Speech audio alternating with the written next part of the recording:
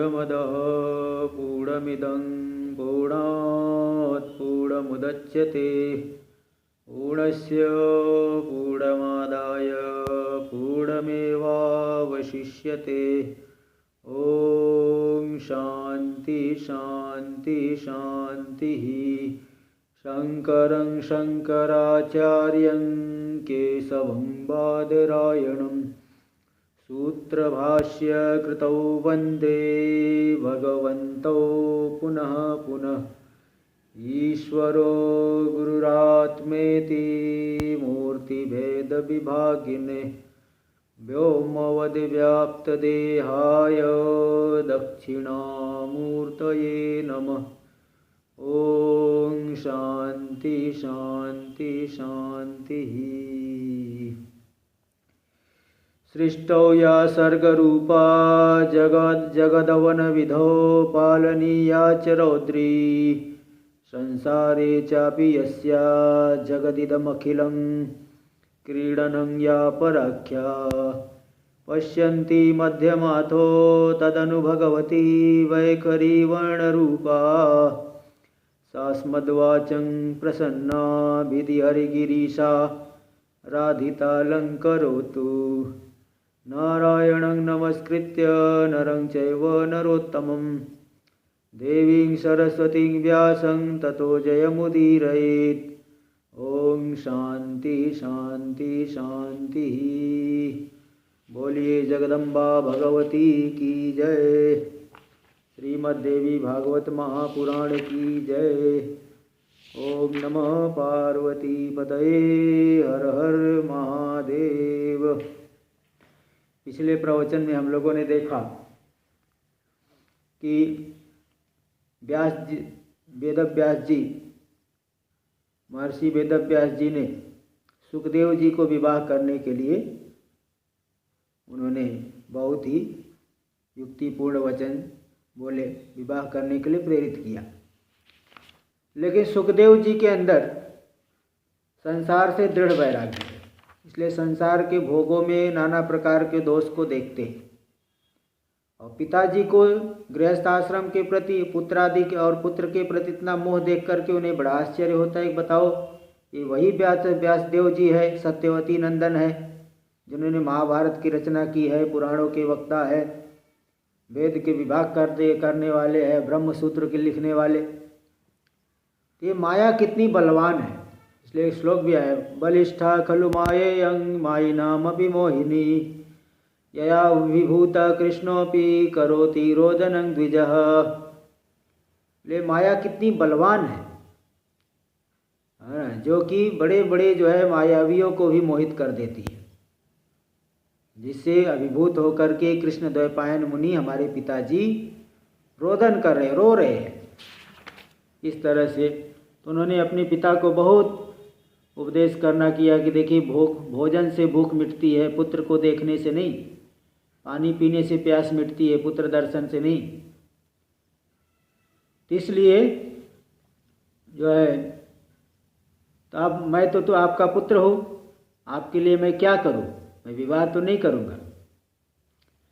और देखिए यहाँ प्रार्थना करें, मां प्रबोधय बुद्ध्या त्वं दैवज्ञोऽसि महामते यया मुच्चेयमत्यन्तं गर्भभासमयान् मुने।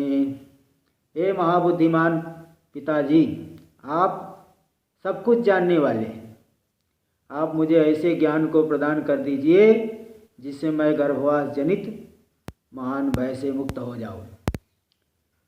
क्योंकि ये जो कर्म भूमि है, भारत भूमि, इसमें मनुष्य जन्म लेना बड़ा दुर्लभ है, और उसमें भी ब्राह्मण शरीर में जन्म मिलना वो तो और भी दुर्लभ है। तो मैं बंधन में हूँ, बंधन से ग्रस्त हूँ, ये बुद्धि मेरे चित्त से नहीं हट रही है। संसार की वासना जाल से यह बढ़ती ही जा रही बुद्धि, मैं बंधन से ग्रस्त हूँ, ऐसी बुद्धि बढ़ती जा रही। इसलिए आप मुझे मुक्त होने का उपाय बताइए।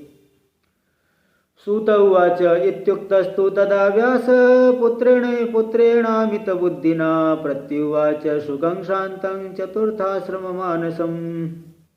तो वेदव्यास जी पुत्र के द्वारा, जो कि महान बुद्धि वाले, असीम बुद्धि वाले हैं, ऐसा पुत्र के द्वारा कहे जाने पर उन्होंने चतुर्थ आश्रम में जिसका मन लगा हुआ है, संन्यास के लिए जिनका मन उत्सुक है, ऐसे सुखदेव जी को बोले, क्या बोले देखिए। व्यास उवाच पठपुत्र महाभाग मया भागवतं कृतं शुभम न चाति विस्तीर्णं पुराणं ब्रह्म संहितं। हे पुत्र, मेरे द्वारा श्रीमद् देवी भागवत की रचना की गई है, जो वेदों के समान है, वेद तुल्य है और ज़्यादा विस्तृत भी नहीं है। पहले तुम इसको पढ़ो।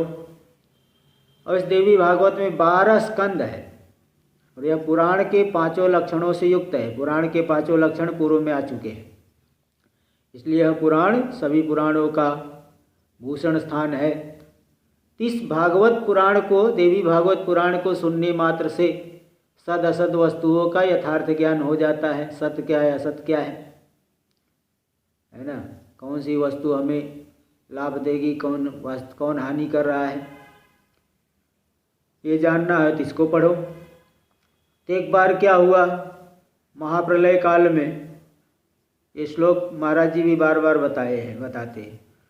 वटपत्र शयानाय विष्णवे बालरूपिणे केनास्मि बालभावेन निर्मितोऽहं चिदात्मना किमर्थं केन द्रव्येण कथं जानामि चाखिलम् इत्येवं चिन्तमानाय मुकुन्दाय महात्मने श्लोकार्धेन तया प्रोक्तं भगवत्याखिलार्थदं सर्वं खल्विदमेवाहं नान्यदस्ति सनातनम्।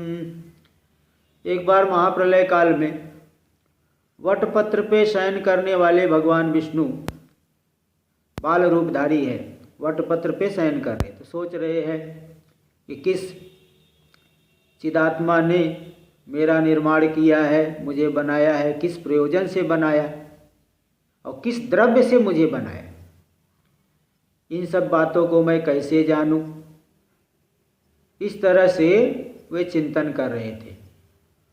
तो चिंतन करते उस विष्णु भगवान को आदि शक्ति पराम्बा भगवती ने श्लोकार्धेन तया प्रोक्तम, आधे श्लोक के द्वारा, उस भगवती के द्वारा उन्हें उपदेश दिया गया, जो कि संपूर्ण अर्थ को प्रदान करने वाला था, संपूर्ण पुरुषार्थ को देने वाली ऐसी वाणी आधे श्लोक में कि सर्वं खल्विदमेवाहं नान्यदस्ति सनातनम।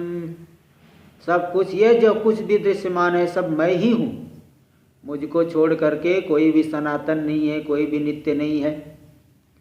पूरा का पूरा दृश्यमान जगत मुझसे अतिरिक्त है ही नहीं।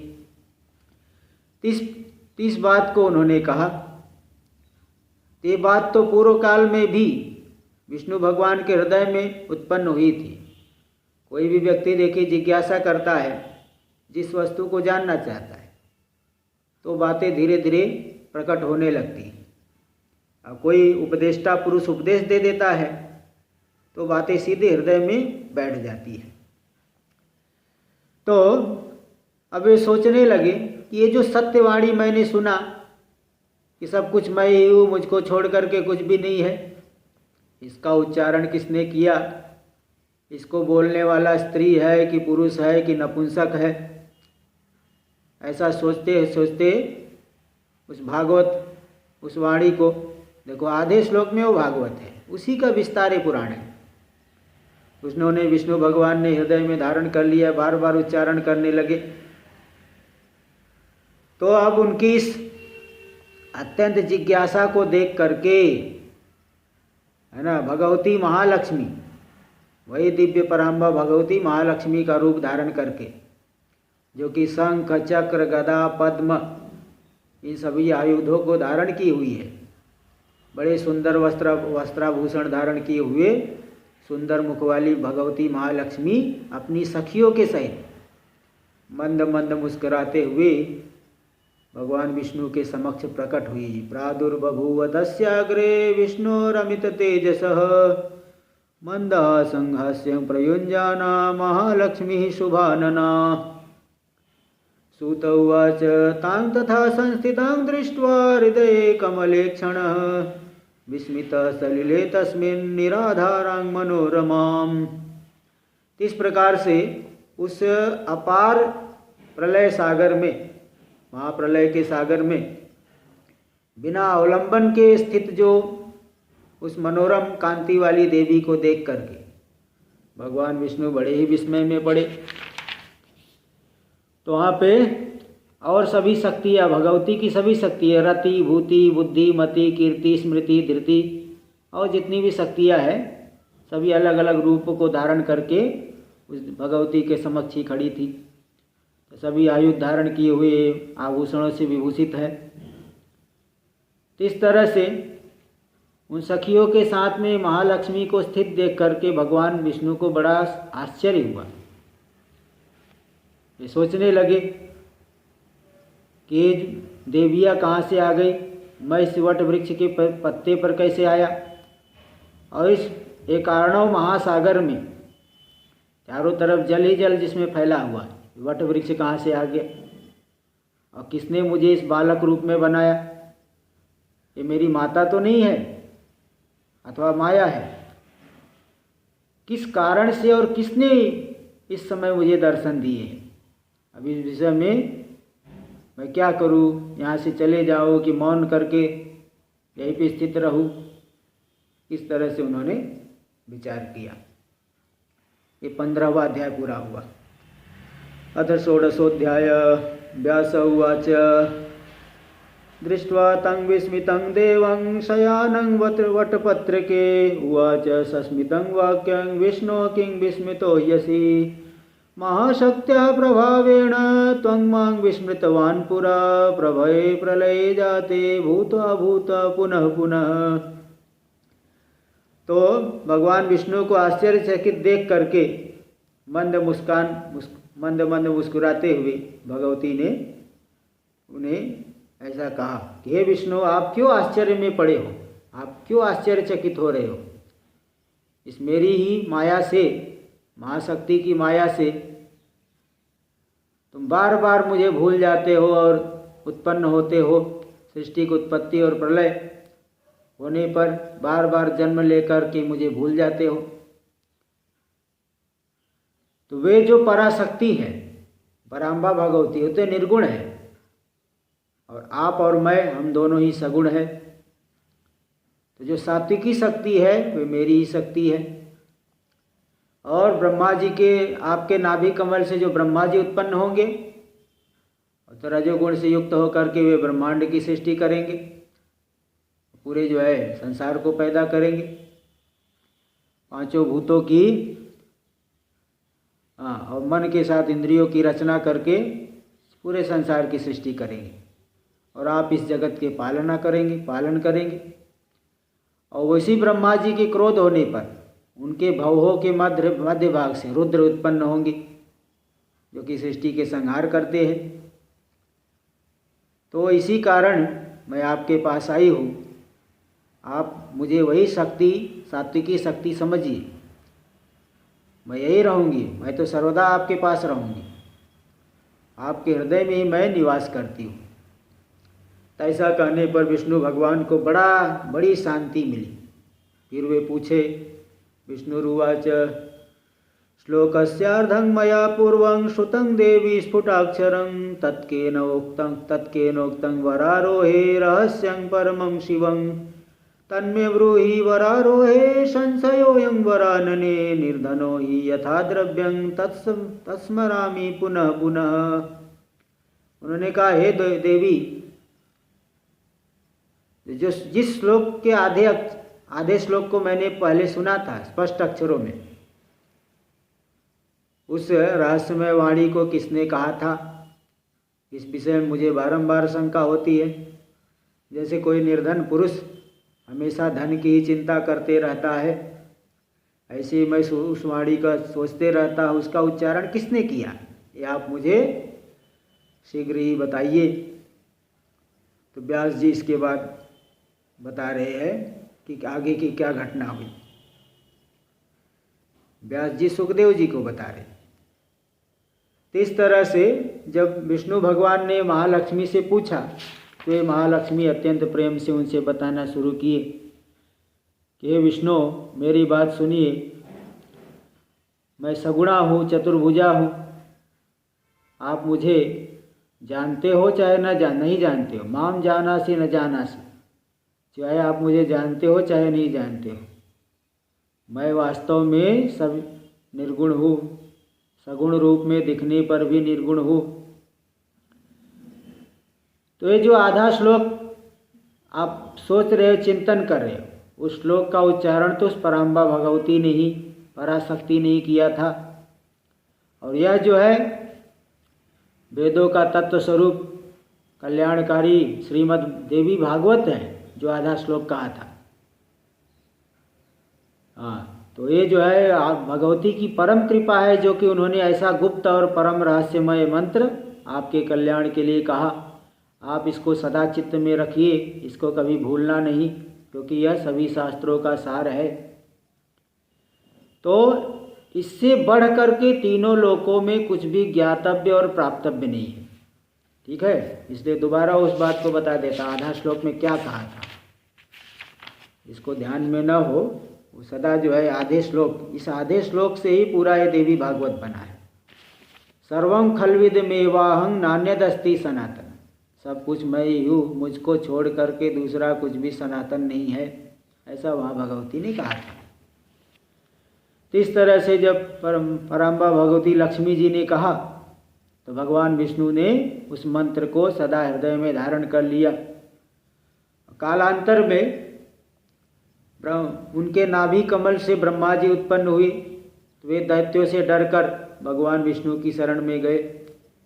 तब भगवान विष्णु ने और भयंकर युद्ध करके मधुकैटभ का वध किया था, जो प्रसंग पूर्व में आ चुका है। तो भगवान उनका जो है वध करके दोनों राक्षसों का, तो उस जो है स्पष्ट अक्षर वाले आधे श्लोक के मंत्रों का वे जाप करने लगे। भगवान विष्णु को जाप करते हुए देख करके ब्रह्मा जी को आश्चर्य होने लगा, हे प्रभु, ये कैसी माया है, मैं तो आपको ही श्रेष्ठ समझता हूँ, आप किसका जप कर रहे हैं, आपसे बढ़ कर के दूसरा कौन है जिसका आप जाप कर रहे हैं, ध्यान कर रहे हैं। इस तरह से पूछने पर भगवान विष्णु बोलना शुरू किए, हरिरुवाच मयि त्वयि च या शक्ति क्रियाकारक लक्षणा विचारय महाभाग या सा भगवती शिवा। हे महाभाग, हे ब्रह्मा जी, धन्य, आप धन्य हैं, हे धन्य ब्रह्मा जी, महाभाग ब्रह्मा जी, जरा विचार करिए कि जो मुझ में और आप में शक्ति विद्यमान है, क्रियाकारक स्वरूपा, कार्य कारण रूपा जो शक्ति विद्यमान है, वो तो भगवती शिवा ही है, कल्याण स्वरूपा ही है, परम पराम्बा भगवती है, जिनके आधार पर ही इस महासागर में ही पूरा जगत ठहरा हुआ है। तो जो शक्ति साकार है, साकार भी हो जाती है, सनातनी है, और संपूर्ण जड़ चेतन जो संसार जिनके द्वारा रचा गया है, वे जब प्रसन्न हो जाती है तो मनुष्यों को मुक्ति प्रदान कर देती है। वही मुक्ति की परम हेतु है, वही परम विद्या स्वरूपा है। वे सर्वेशैव सर्वेश्वरेश्वरी, सभी सर्वेश्वरों की, ईश्वरों की भी वे ईश्वरी है, शासन करने वाली स्वामिनी। तो मैं, आप और संपूर्ण जगत उन्हीं चैतन्य शक्ति से उत्पन्न हुए हैं।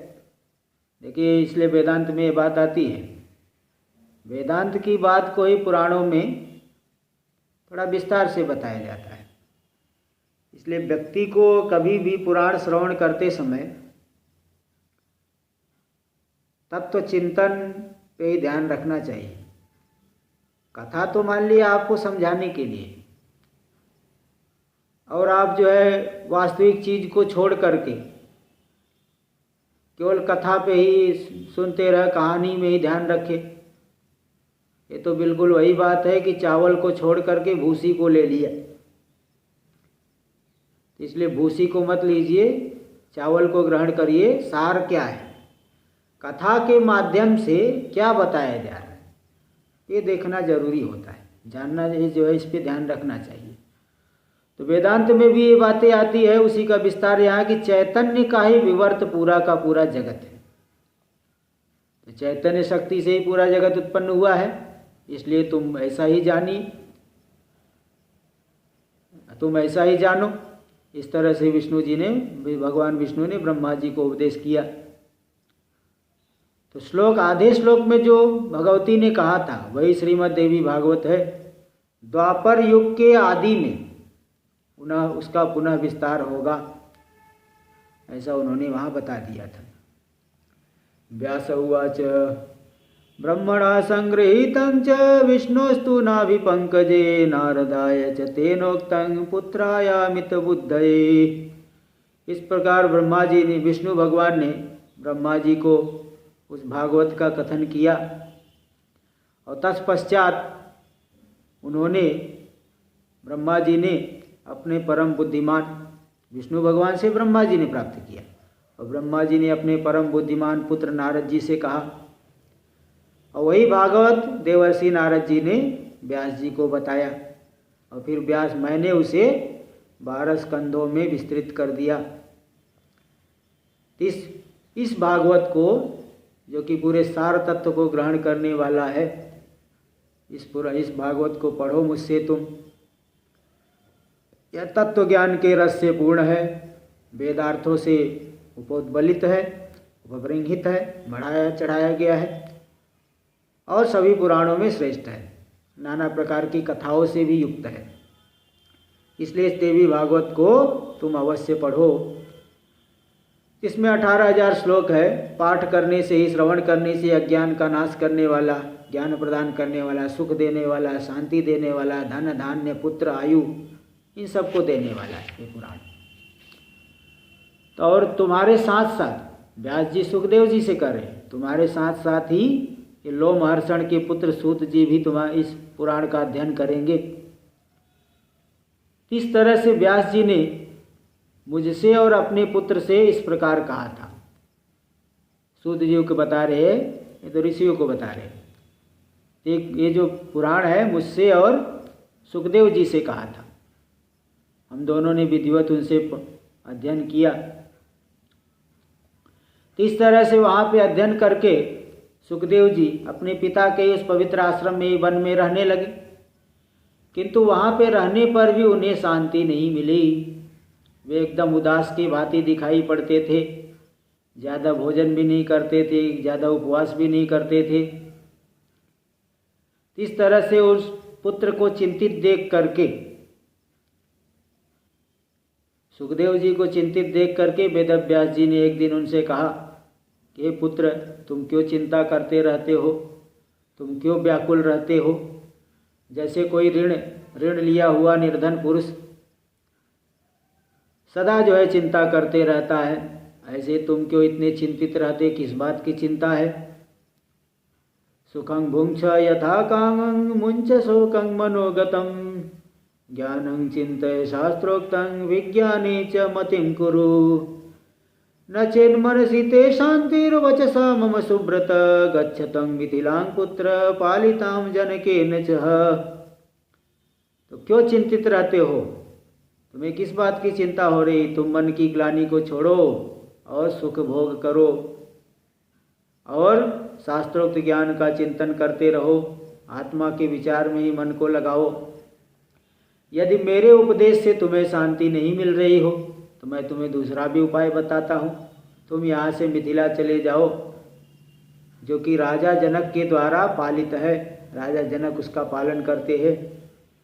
वे विदेह राजा जनक तुम्हारे मोह का नाश कर देंगे, क्योंकि वे सत्य सिंधु और धर्मात्मा है, सत्य सागर है धर्मात्मा।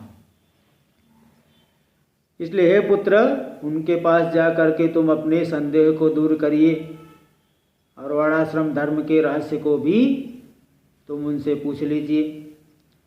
वे राजा जनक जीवन मुक्त है, ब्रह्म ज्ञान का चिंतन करने वाले, अत्यंत पवित्र, सत्य बोलने वाले, शांत चित्त है, योगी है, योग प्रिय है, समाधि प्रिय है। तो इस तरह से व्यास जी से इस बात को सुन करके सुखदेव जी को बड़ा आश्चर्य हुआ। देखो उनके विषय में कैसी शंका कर रहे हैं, ये बहुत महत्वपूर्ण बातें बता रहे हैं। लोगों को भी बहुत शंकाएं होती इस विषय में। ये जो प्रसंग है बहुत सुंदर प्रसंग है। दम्भोऽयं किल धर्मात्मं भाति चित्ते मम अधुना जीवन मुक्तो विदेहश्च राज्यं शास्ति मुदान्वितः वन्ध्यापुत्र इवा भाति राजा सौ जनकः पितः कुर्वन् राज्यं विदेह किं संदेहोऽयं ममाद्भुतः। सुखदेव जी बोल रहे हैं, पिताश्री ये तो बड़े दंभ वाली बात लग रही है। मेरे चित्त में बड़ी शंका उठ रही कि तो बड़ा दंभ है कि कोई व्यक्ति जीवन मुक्त हो, विदेह हो और राज्य का पालन भी करता हो। राज्य का पालन करने वाला विदेह कैसे हो सकता है, जीवन मुक्त कैसे हो सकता है? जैसे बंध्या को पुत्र नहीं होता है, ये होना असंभव है। ऐसे ही राज्य करते हुए विदेह होना, जीवन मुक्त होना, ये तो बड़ा अद्भुत है। इसलिए मैं उन राजा जनक को देखना चाहता हूँ कि कैसे वे कमल के पत्ते के समान संसार में रहते हैं। उनके विदेह होने के विषय में, जीवन मुक्त होने के विषय में मुझे बड़ा संशय है। ये कोई अन्य ही मुक्ति तो नहीं है जैसे बौद्ध लोगों ने एक मुक्ति मान रखी है। मुक्ति भी लोग नाना प्रकार की कल्पना करके रखे हैं। ये कोई अलग ही मुक्ति तो नहीं है कि पालन कर रहे हो, संसार के भोगों को भोग रहे हो और मुक्त भी हो। ये तो बड़ी आश्चर्य की बात है। भला कोई भोगा हुआ भोग, जैसे वेदांत में कहा जाता अत्र माता माता भवत पिता पिता भवत, है ना। इस तत्व में तो माता माता हो गई, पिता पिता हो गई, संसार तो कुछ रहा ही नहीं। लेकिन ऐसा बताओ, जो व्यक्ति भोग भोग रहा है वो अभोग कैसे हो सकता है? किया हुआ कर्म कैसे हो सकता है? इंद्रियों का जो स्वाभाविक व्यापार है, व्यवहार है, वो कैसे छोड़ा जा सकता है?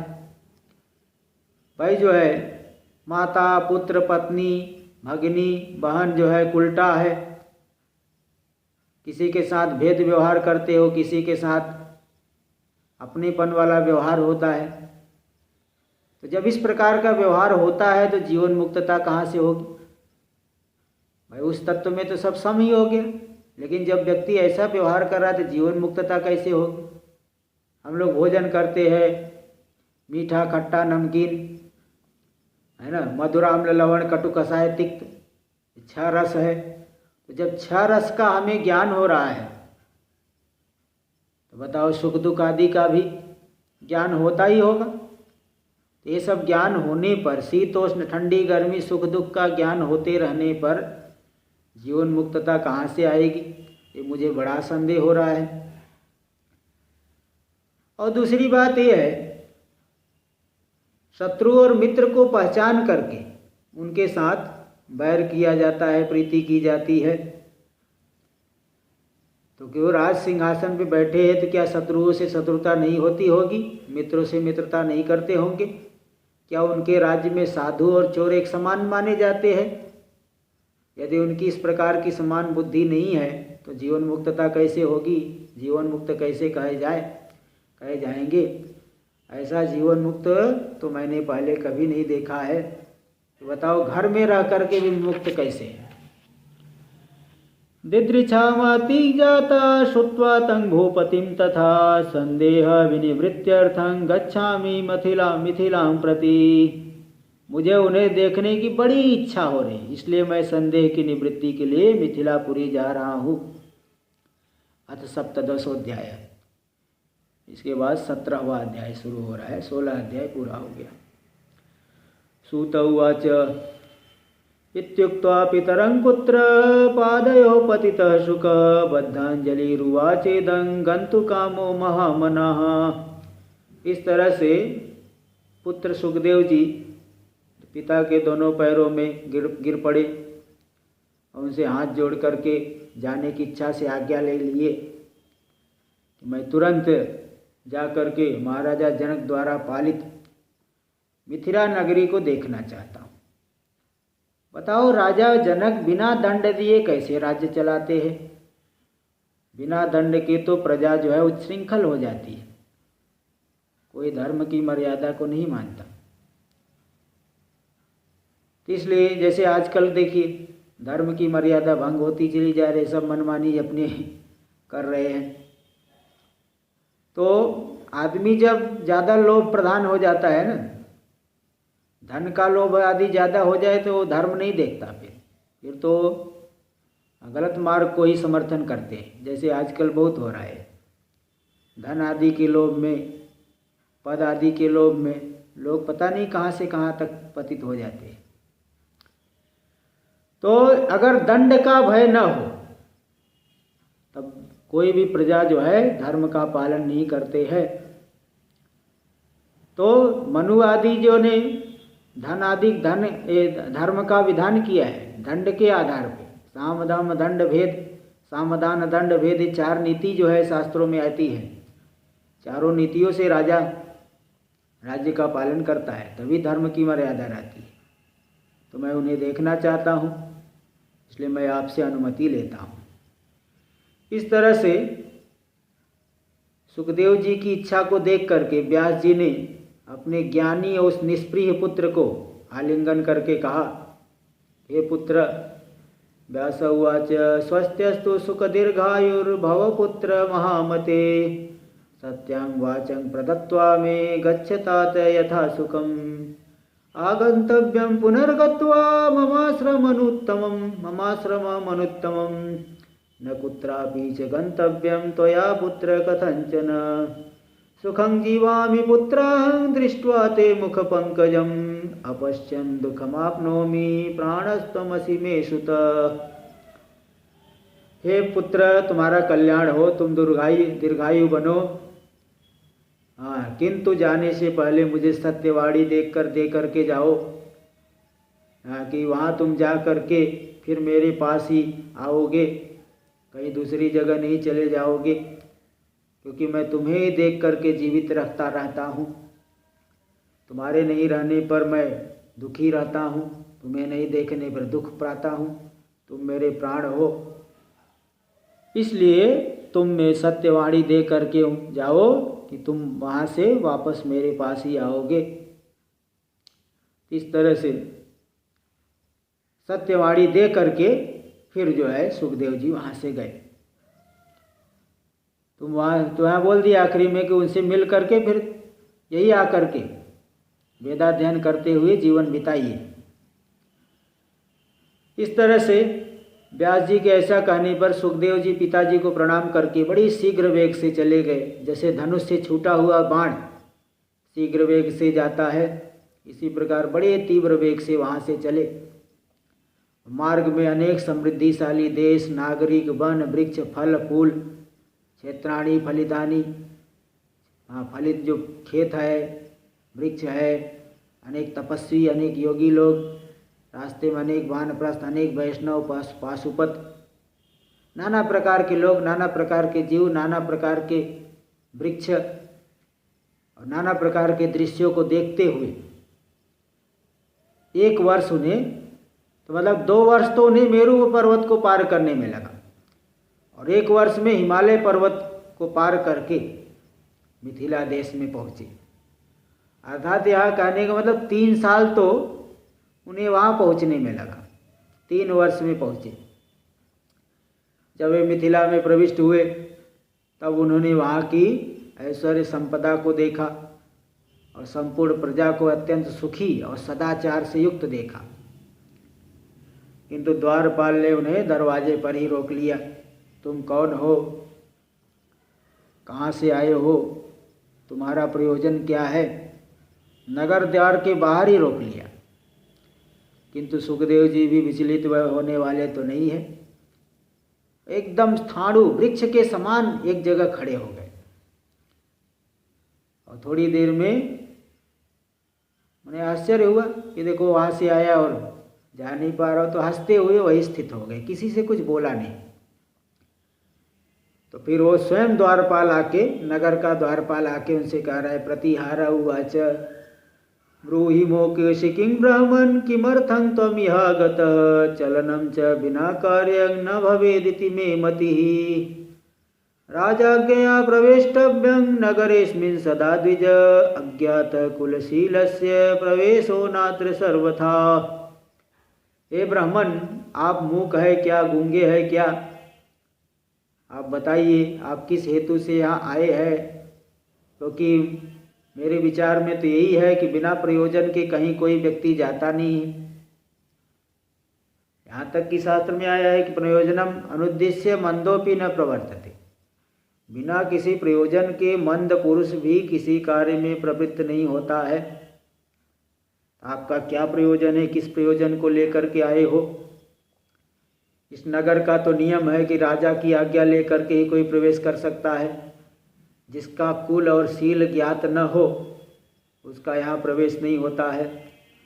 लेकिन आप भी कुछ कम नहीं है, आप भी अत्यंत तेजस्वी और वेद वेत्ता ब्राह्मण प्रतीत हो रहे हैं। इसलिए आप अपने प्रयोजन के विषय में और कुल के विषय में मुझे बताइए, फिर अपनी इच्छा अनुसार जा सकते हैं। सुखदेव जी बोले, शुक उवाच यदर्थम आगतोऽस्म्यत्र तत्प्राप्तं वचनात् तव विदेह नगरं द्रष्टुं प्रवेशो यत्र दुर्लभः मोहोऽयं मम दुर्बुद्धे समुल्लङ्घ्य गिरिद्वयं राजानं द्रष्टुकामोऽहं पर्यटन समुपागतः वंचितोऽहं स्वयं पित्रा दूषणं कस्य दीयते भ्रामितोऽहं महाभाग कर्मणा वा महीतले। सुखदेव जी बोले, देखिए मैं जिस कार्य के लिए यहाँ आया था वो तो तुम्हारी वचन से ही लगता है पूरा हो गया। मैं तो विदेह नगर को देखने के लिए आया था, लेकिन बताओ यहाँ तो प्रवेश करना ही दुर्लभ है।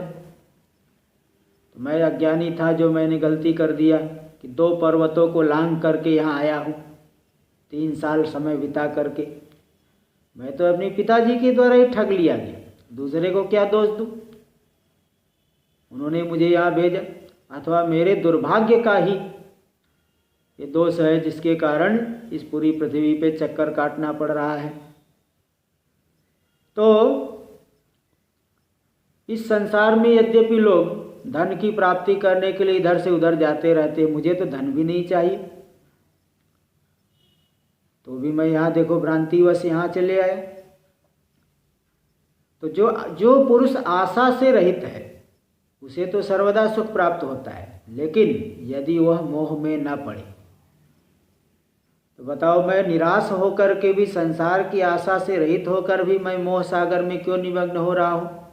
कहाँ तो सुमेरु पर्वत पे रहता था अपने पिताजी के पास में, और कहाँ यहाँ मिथिलापुरी आके पैदल चल करके आया। इतना परिश्रम करने का फल क्या मिला मुझे? तो जो भी हो, प्रारब्ध के अधीन ही व्यक्ति की प्रवृत्ति होती है। प्रारब्ध का भोग तो अवश्य भोगना पड़ता है, चाहे शुभ हो चाहे अशुभ हो। इसलिए प्रारब्धी व्यक्ति से उद्यम भी करवाता है। यहाँ तो कोई तीर्थ नहीं कि न तो ज्ञान प्राप्ति होनी है। यहाँ बताओ, व्यर्थ ही मैंने परिश्रम किया, लेकिन मैं राजा जनक जी का विदेह नाम सुन करके उत्सुकतावश आया था, लेकिन लगता है यहाँ तो प्रवेश भी नहीं कर पाऊंगा। इतना कह के सुखदेव जी चुप हो गए। द्वारपाल को उनकी बातें सुन करके मालूम पड़ गया कि ये श्रेष्ठ ज्ञानी है। देखिए एक श्लोक आता है, श्लोक है आचार कुलमाख्याति वपुराख्याति भोजनम वचनम श्रुतम आख्याति स्नेहम आख्याति लोचनम। आचार कुलम आख्याति मतलब व्यक्ति का आचरण देख करके मालूम पड़ता है किस प्रकार के कुल का ये व्यक्ति है। और वपुराख्याति भोजनम, और शरीर देख करके मालूम पड़ता है कि इसका भोजन कितना होगा। और वचनम श्रुतम आख्याति, व्यक्ति की वाणी सुन करके मालूम पड़ता है किसने क्या श्रवण किया है, क्या अध्ययन किया है। और स्नेहम आख्याति लोचनम, और व्यक्ति की आंख देख करके मालूम पड़ता है, लोचन देख करके मालूम पड़ता है इसके अंदर कैसा स्नेह है कि क्रोध है। इस तरह से द्वारपाल को लगा कि अत्यंत श्रेष्ठ ब्राह्मण है, तो उन्होंने उन्हें अनुमति दे दी है कि हे द्विज श्रेष्ठ, आपका जहाँ जो कार्य हो वहाँ चले जाइए, आप जाइए, आपको मैं नहीं रोकता। तो मैंने आपको रोका, वो तो मेरा अपराध है, इसलिए के लिए आप क्षमा कर दीजिए। तत्संतव्यम महाभाग विमुक्तानां क्षमा बलम। क्योंकि जो मुक्त पुरुष है क्षमा करना ही उनका बल है। तो ऐसी बात सुन करके सुखदेव जी उन्हें सांत्वना देते हुए बोले, भाई इसमें तुम्हारा क्या दोष, तुम तो सर्वदा पराधीन हो और सेवक का कर्तव्य होता है स्वामी की आज्ञा का पालन करे, तो तुमने तो आज्ञा का ही पालन किया है। और राजा का दोष, तो राजा का भी कोई दोष नहीं, क्योंकि बुद्धिमान लोग चोर और बुद्धिमानों को चोर और शत्रुओं का ज्ञान सम्यक रखना चाहिए। किंतु कुल मिला के मेरा ही दोष है। ममैव सर्वथा दोषो यदहं समुपागतः गमनं परदेहे यद लघुतायाश्च कारणम। बोले मेरा ही दोष है जो कि मैं यहाँ आ गया, क्योंकि दूसरे के घर में जाना ये तो लघुता का कारण है, छोटा बनने का कारण। दूसरे के घर जाओ बिना बुलाए तो समझ लो छोटा बनो, इसलिए बिना बुलाए कहीं नहीं जाना चाहिए। एक बार मुझसे किसी व्यक्ति ने कहा था कि महाराज आप मेरे घर आएंगे क्या? तो मैंने उसको जवाब दिया कि देखो भाई, मान न मान मैं तेरा मेहमान, ये मेरा नियम नहीं है। भाई कोई बुलाए, प्रेम से बुलाए तो जा सकते हैं, बिना ऐसे ही जबरदस्ती तुम्हारे घर आए ये कभी नहीं कर सकता मैं। इस तरह से उन्होंने सुखदेव जी ने कहा तो द्वारपाल उन्हें बोलता है कि ब्राह्मण हे विप्र, आप मेरे कुछ प्रश्नों का उत्तर दीजिए। सुख क्या है, दुख क्या है, और जो व्यक्ति अपना कल्याण चाहता है वो उसे क्या करना चाहिए, शत्रु कौन है, हित करने वाला कौन है, ये सब बातें मुझे आप बताइए। तो सुखदेव जी बताना शुरू किए। शुक उवाच द्वैविध्यं सर्वलोकेषु सर्वत्र द्विविधो जनः रागी चैव विरागी च तयोश्चित्तं द्विधा पुनः विरागी त्रिविधः कामं ज्ञातो ज्ञातश्च मध्यमः रागी च द्विविधः प्रोक्तो मूर्खश्च चतुरस्तथा। सुखदेव जी बोले इस लोक में दो प्रकार के आदमी मनुष्य है, सर्वत्र दो प्रकार के लोग रहते हैं। एक तो है रागी और एक है विरागी, और उनका चित्त भी मन भी दो प्रकार के होते हैं। दो प्रकार के व्यक्ति तो मन को लेकर के, मन भी दो प्रकार का, राग युक्त और विराग युक्त। तो विरागी भी तीन प्रकार के हैं, ज्ञात, अज्ञात और मध्यम। और रागी भी दो प्रकार के, मूर्ख और चतुर। और चतुराई भी दो प्रकार की है, शास्त्र जनित चतुराई और अपनी बुद्धि से जनित चतुराई। इसी प्रकार बुद्धि भी दो प्रकार की, युक्त बुद्धि, अयुक्त बुद्धि। अब द्वारपाल इन्होंने ये सब बातों को बताया, गूढ़ बातें बताए, लेकिन द्वारपाल समझ नहीं पाया। उसने कहा हे प्रभु जरा इसे अच्छी प्रकार से बताइए, मैं समझ नहीं पा रहा हूँ। प्रतिहार उवाच यदुक्तं भवता विद्वन् अर्थज्ञो नार्थज्ञो हम द्विजोत्तम तत्सर्वं विस्तरेणाद्य यथार्थं वद सत्तम। आपने जो बातें बताई मैं ठीक से समझ नहीं पाया, थोड़ा विस्तार से इसको बताइए। तो सुखदेव जी बताना शुरू किए। शुक उवाच रागो यस्यास्ति संसारे स रागीत्युच्यते ध्रुवम् दुखं बहुविधं तस्य सुखं च विविधं पुनः। सुखदेव जी बोल रहे हैं कि देखिए इस संसार में जिसको राग है उसे कहते हैं रागी। तो उस रागी को भी अनेक प्रकार के सुख दुख मिलते हैं। तो धन, पुत्र, कलत्र, मान, प्रतिष्ठा और विजय प्राप्त करके सुख प्राप्त होता है। और ये सब चीज़ें सांसारिक वस्तुएं न मिले तो व्यक्ति दुखी होता है। इसलिए व्यक्ति को ऐसा उपाय करना चाहिए जिससे कि सुख मिले। इसलिए सुख के साधनों का संग्रह करे, और सुख में जो विघ्न डाले वो समझ लो शत्रु है। और जो व्यक्ति रागी पुरुष के सुख को बढ़ाए वो मित्र है। इसमें से चतुर मनुष्य कभी भी मोह में नहीं फंसता, और जो मूर्ख मनुष्य है सर्वत्र आसक्त रहता है। और जो विरक्त पुरुष है उसे कैसे सुख मिलता है? तो बता दिए कि विरक्त और आत्माराम पुरुष को सदा एकांतवास करके, आत्मचिंतन करके और वेदांत शास्त्रों का चिंतन करके ही सुख होता है। और सांसारिक विषयों की चर्चा करना उसके लिए दुख रूप है। इसलिए कल्याण चाहने वाले पुरुष को काम क्रोध आदि को छोड़ना चाहिए, क्योंकि ये शत्रु के समान है। इसलिए व्यक्ति का सच्चा बंधु संतोष है, तीनों लोकों में दूसरा उससे बढ़कर के नहीं है। इस तरह से बताए। सुखदेव जी की बातों को सुन करके द्वारपाल समझ गए ज्ञानी महापुरुष है, इसलिए उनको एक अच्छे सुंदर रमणीय कक्ष में, एक कमरे में ले जा करके प्रवेश कराया। तो उसमें वहाँ पे देखे उन्होंने, वहाँ नगर रमणीय कक्ष के माध्यम से वो प्रवेश कराया, नगर में प्रवेश करा दिया। तो नगर में वो देखने लगे, वहाँ पे नाना प्रकार के लोग हैं, नाना प्रकार की दुकानें हैं।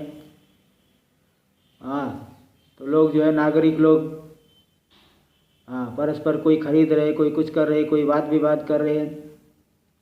तो इस विशाल नगर को देखते हुए वे वहाँ से चले। तो 3 प्रकार के लोग यहाँ बता रहे, 3 प्रकार के लोगों को देखते हुए, अच्छे बुरे मध्यम ऐसा समझ लीजिए। तो सूर्य के समान तेजस्वी सुखदेव जी अब महल के द्वार पे पहुँचे, राजभवन के द्वार पे खड़े हो गए जाके। द्वारपाल ने वहाँ भी अंदर जाने से रोका, वे भी वहाँ भी काष्ठ के समान ही द्वार पे खड़े हो गए और मोक्ष संबंधी विषय पर विचार करने लगे। वे धूप और छाया को भी समान समझते थे। एकांत में, जैसे कोई एकांत में ध्यान कर रहा हो, इस प्रकार जाके वहाँ खड़े हो गए। थोड़ी देर बाद राजमंत्री हाथ जोड़े हुए आए, उन्हें राजभवन में ले जा करके दूसरे कक्ष में प्रवेश कराए। तो वहाँ एक बहुत सुंदर वन था, हाँ, बहुत जो है दूसरे कक्ष में प्रवेश कर उसके माध्यम से वहाँ पहुँच गए। तो वहाँ एक बहुत सुंदर उपवन था जिसमें नाना प्रकार के वृक्ष, फल वाले वृक्ष है। तो उस वन को दिखा करके मंत्री ने उन्हें बहुत स्वागत किया। तो वहाँ राजा की सेवा करने वाली अनेक सुंदर स्त्रियाँ थी जो नृत्य गान करने में कुशल, काम शास्त्र में निपुण थी। तो सुखदेव जी की सेवा में उन्हें लगा दिया गया। तो उन स्त्रियों ने भी सुखदेव जी की पूजा की, उन्हें नाना प्रकार के भोजन करा के संतुष्ट कराया। तो इसके अनंतर उन कामिनी स्त्रियों ने उस अंतःपुर के वन को दिखाए। सुखदेव जी भी अत्यंत सुंदर है, रूपवान, कांतिमान और मृदु बोलने वाले, इसलिए वो दूसरे कामदेव के समान थे। उनको देख करके वे सभी मुग्ध हो गए। लेकिन मुनि, वे तो अत्यंत जितेंद्रिय थे। जितेंद्रियं मुनिं मत्वा सर्वापर्यचरंस्तदा आरणेयस्तु शुद्धात्मा मातृभावम कल्पयत। उन मुनि को जितेंद्रिय जान करके वे सभी उनकी परिचर्या करने लगी। किंतु सुखदेव जी शुद्ध अंतःकरण वाले हैं, इसलिए उन्होंने माता के समान समझा। वे आत्माराम हैं, क्रोध को जीतने वाले, न तो कभी हर्षित होते न दुखी होते हैं। तो उन स्त्रियों की चेष्टाओं को देख करके भी वे शांत चित्त होकर के स्थित रहे। तब उन स्त्रियों ने उनके लिए बहुत सुंदर शैया बिछाई, वहाँ पे सोने के लिए। सुखदेव जी हाथ पैर धो करके उन्होंने सायंकालीन संध्या आदि करके भगवान के ध्यान में मन लगाए। और रात्रि में फिर 2 प्रहर शयन करने के अनंतर पुनः सुबह यानी रात्रि के 4थे प्रहर में उठ करके ध्यान आदि किए। इसके बाद स्नान आदि करके अपने प्रातःकालीन नित्य क्रियाओं को किए। तब सुखदेव जी को आया हुआ अथाष्टादशोध्याय 18वां अध्याय, सुखदेव जी को आया हुआ सुन करके राजा जनक अपने पुरोहित को आगे करके मंत्रियों के सहित गुरुपुत्र के पास गए और उन्हें विधिवत उत्तम आसन दे करके विधिवत सत्कार करके एक गोदान किया। गोदान करने के अनंतर, मतलब ये शास्त्रीय विधि है, गोदान करने के अनंतर, क्योंकि राजा है ना, तो गोदान करने के अनंतर फिर कुशल पूछा। सुखदेव जी ने वे राजा की पूजा को स्वीकार किया और राजा से भी कुशल मंगल पूछा। इस तरह से बातचीत करके सुखदेव जी से राजा जनक ने पूछा किं निमित्तं महाभाग निष्प्रियस्य च मां प्रति जातं यागमनं ब्रूहि कार्यं तन्मुनि सत्तम। हे महाभाग, आप किस निमित्त को लेकर के यहाँ आए हो? आप तो सर्वथा निष्प्रिय हो, स्प्रिया से रहित हो। फिर आपके आने का कारण क्या है? उस प्रयोजन को मुझे बताइए। सुखदेव जी बोलना शुरू किए कि मेरे पिताजी व्यास देव जी मुझसे कहा था कि मुझसे विवाह कर, तुम विवाह कर लो। ऐसा उन्होंने मुझसे कहा, क्योंकि सभी आश्रमों में गृहस्थ आश्रम ही श्रेष्ठ है। तो गुरु रूप पिता की आज्ञा को मैंने बंधन समझ करके उसे स्वीकार नहीं किया। तो उन्होंने मुझे बताया कि ये गृहस्थ आश्रम बंधन नहीं है, ऐसा मुझे समझाया, लेकिन फिर भी मैंने उसे स्वीकार नहीं किया। तब मुझे संशय चित्त वाला समझ करके उन्होंने आपके पास भेज दिया कि जो वहाँ जाओ, खेद मत करो। जैसे राजर्षि जनक रहते हैं, जीवन मुक्त है, जीवन मुक्त विदेह नाम से विख्यात है, निष्कंटक राज्य करते हैं। तो हे महाराज,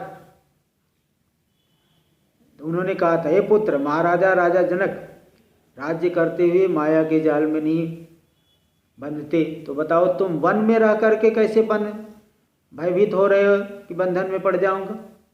जरा उनकी तरफ ध्यान दो, विवेक करो, मोह का त्याग करिए, इसलिए तुम विवाह करो, अन्यथा जा करके राजा से ही पूछ लो, वे तुम्हारी सभी समस्याओं का, सभी संदेहों का समाधान कर देंगे। तो उनकी बात सुन करके मैं आपके पास आया हूँ। तो मैं मोक्ष की अभिलाषा वाला हूँ। मोक्ष के अभिलाषी पुरुष को क्या करना चाहिए? तो मोक्ष का जो साक्षात साधन है, जप तप तीर्थ व्रत यज्ञ स्वाध्याय ज्ञान, इनमें मोक्ष का जो साक्षात साधन है मुझे वही बताइए। अब राजा जनक जी उपदेश देना शुरू किए कि हे विप्र, मोक्ष को चाहने वाले व्यक्ति को चाहिए, व्यक्ति को क्या करना चाहिए उसे मैं बताता हूँ। सबसे पहले विप्र को उपनयन संस्कार के बाद वेद शास्त्र का अध्ययन करके गुरु के सन्निधि में रहे। वहाँ वेद वेदांतों का अध्ययन करने के अनंतर दीक्षांत दीक्षांत गुरु दक्षिणा दे करके अपने घर लौटे और उस मुनि को विवाह करके पत्नी के साथ गृहस्थ जीवन बिताना चाहिए।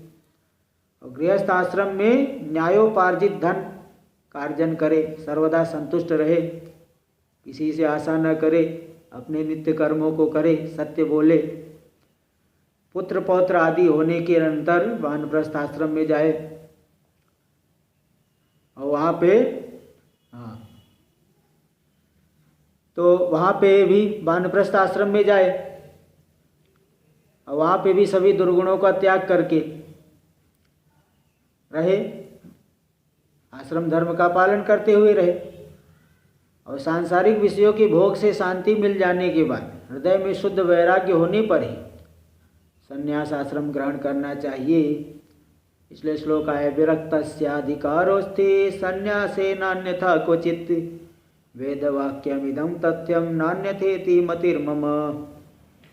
संन्यास में केवल विरक्त का ही अधिकार है, जिसके अंदर वैराग्य नहीं है उसका संन्यास लेने में अधिकार नहीं है। ये बात सर्वथा सत्य है। तो ये सुखदेव जी, वेदों में कुल 48 संस्कार बताए गए, उसमें से 40 संस्कार गृहस्थों के लिए है, मुमुक्षु के लिए बाकी 8 संस्कार है। तो एक आश्रम से क्रम से दूसरे आश्रम में जाना चाहिए, ऐसा शिष्ट जनों का उपदेश है। तो ऐसा कहने पर सुखदेव जी बोले कि चित्त में वैराग्य और ज्ञान विज्ञान उत्पन्न होने पर, यानी जिसके चित्त में वैराग्य है, ज्ञान विज्ञान उत्पन्न हो गया है, तो उस आदमी को गृहस्थ आश्रम में रहना चाहिए अथवा वन में जाना चाहिए। तो जनक जी बताना शुरू कर रहे हैं, देखिए, इंद्रियाणि बलिष्ठानि नैनयुक्तानि मानद अपक्वस्य प्रकुर्वन्ति विकारांस्तान् अनेकशः। हे मान देने वाले सुखदेव जी, हमारी इंद्रिया, मनुष्य की इंद्रिया बड़ी बलवान होती है, बेवश में नहीं रहती। इसलिए जिस व्यक्ति की बुद्धि परिपक्व नहीं हुई है उसे कभी भी वन में नहीं, यानी वान संन्यास आश्रम ग्रहण नहीं करना चाहिए। यदि मनुष्य के मन में भोजन की, शयन की, सुख की, पुत्र की इच्छा रहे तो सन्यासी होकर के भी क्या कर पाएगा।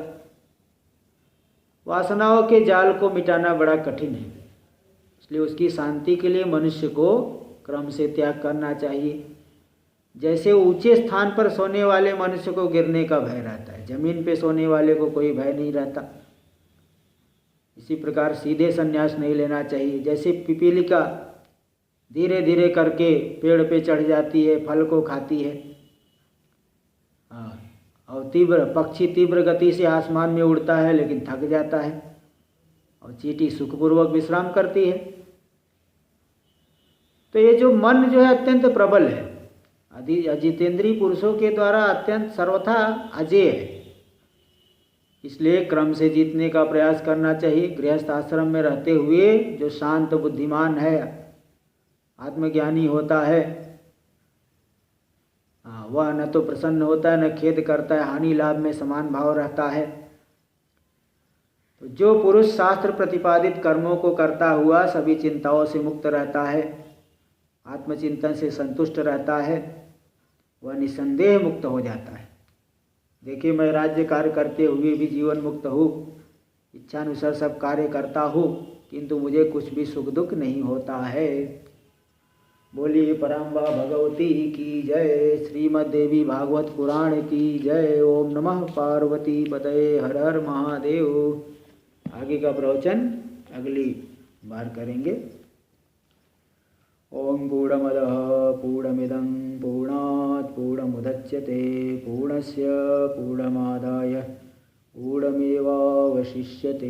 ओम शांति शांति शांति। शंकरं शंकराचार्यं केशवं बादरायणं सूत्रभाष्यकृतौ वन्दे भगवन्तौ पुनः पुनः। ईश्वरो गुरुरात्मेति मूर्तिभेदविभागिने व्योमवद्व्याप्तदेहाय दक्षिणामूर्तये नमः। ओम शांति शांति शांति।